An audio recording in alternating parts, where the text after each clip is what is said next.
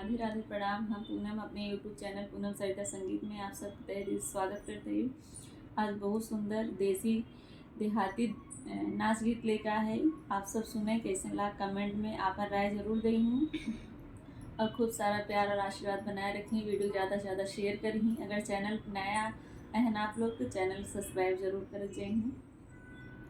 सास बोय धानिया ननद मोर पुदीना मोर बलमुआ बोयना मोर बलमुआ बोयना जौनपुर के मुरैया मोर बलमुआ बोयना जौनपुर के मुरैया मोर बलमुआ बोयना सास बोय धानिया ननद मोर पुदीना मोर बलमुआ बोयना मोर बलमुआ बोयना जौनपुर के मुरैया मोर बलमुआ बोयना जौनपुर के मुरैया मोर बलमुआ बोयना सास सींचे धानिया ननद मोर पुदीना मोर बलमुआ सींचैना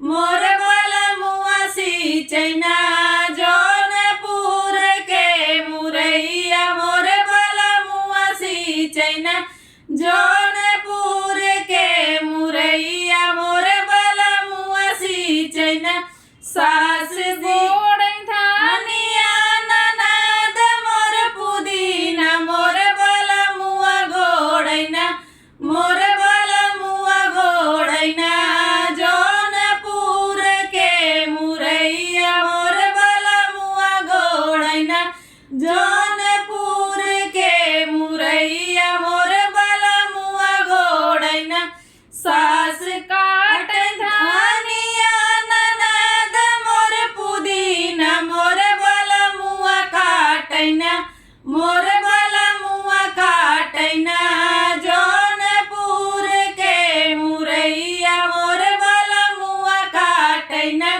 जौनपुर के मुरैया